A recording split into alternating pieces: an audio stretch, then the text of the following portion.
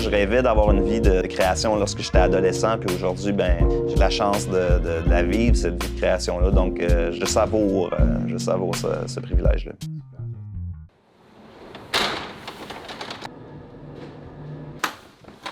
Le dernier disque, je viens de terminer un album pendant les 3 dernières années. Je sais pas pourquoi, je visualise souvent qui j'étais comme adolescent dans ma chambre, dans ma petite chambre avec mon petit 4-track, tout ça, puis mes petits beatbox, mes petits drum machines. Puis je compose souvent comme ça. Je vais partir d'un beat, souvent. Je mets un tempo. Souvent, je vais prendre mon MPC que j'ai ici. Je vais faire un beat là-dessus. La pulsation va m'inspirer ensuite quelques accords et j'accumule des idées comme ça. Après ça, je fais des mélodies, mais j'en fais plein. Là. Je te dis, là, mettons, pour écrire environ 10 chansons, je vais écrire au moins 40, 50 mélodies. Tant mieux si ça arrive, l'inspiration qui arrive spontanément, mais dans mon cas, c'est très rare. Je crois vraiment plus à la discipline, donc c'est pour ça que j'essaie de faire ça tous les jours. Même si j'ai pas une idée précise, je vais prendre une guitare, je vais enregistrer, accumuler des idées ou faire du ménage dans des idées que j'ai déjà. J'ai cette discipline-là. Je vais faire ça jusqu'à peut-être à 3 heures de l'après-midi.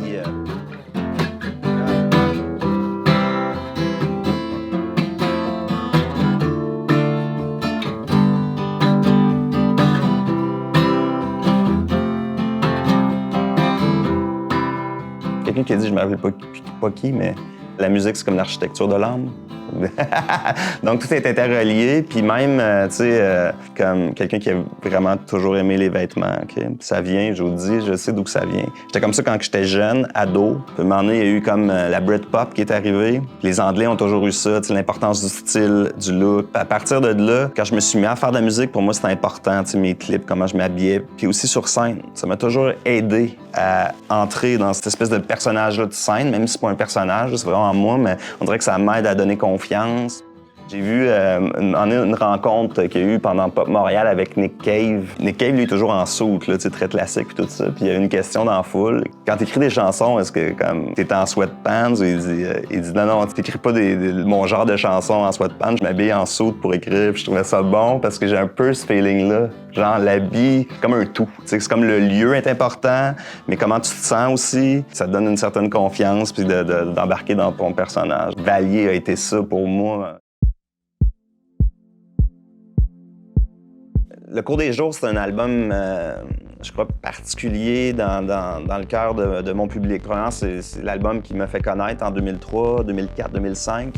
Et je me suis dit, on pourrait faire peut-être 3-4 dates en jouant l'intégrale de l'album. Dans le contexte de la pandémie, des salles à 250 personnes, etc., on s'est dit, c'est peut-être le spectacle parfait pour ce contexte-là. On a annoncé comme 4 shows à la Tulipe à Montréal, puis ça s'est vendu super rapidement. On a rajouté des supplémentaires, puis là, finalement, je me suis fait un peu prendre au jeu, parce que je me suis retrouvé, au final, 2 ans plus tard, avec une 60aine de shows, et ça a été des moments incroyables pour moi. Puis ça a été aussi des grandes retrouvailles avec le public, tu sais, donc de semaine en semaine, de mois en mois. Il y avait de moins en moins de contraintes. Les spectacles étaient de plus en plus festifs. Et ça a fini dans un pic cet été avec des gens qui dansaient sur le dance floor, etc.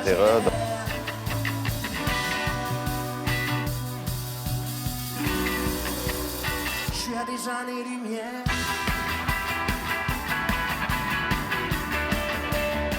Donc, ça a été vraiment comme une tournée incroyable qui est arrivée un peu par hasard. C'était pas une tournée qui avait été planifiée. Et disons que la nomination au spectacle de l'année à la 10, ben écoutez, ça, c'est comme la cerise sur le gâteau. C'était vraiment une très grande surprise pour moi parce que, évidemment, je ne m'attendais pas à ça parce que c'était une tournée d'un album qui date de plusieurs années. Mais je pense que c'était un gage d'amour du public. Mais aussi, je trouve que la catégorie est vraiment cool parce que c'est tous des gens qui ont essayé, qui ont travaillé pour tourner dans un contexte pas évident dans les 2 dernières années. Donc, je pense que c'est une belle tape dans le dos que tous les artistes nominés de cette catégorie-là ont. Donc, c'est très cool. Et, c'est une belle surprise. Donc, c'est un beau cadeau.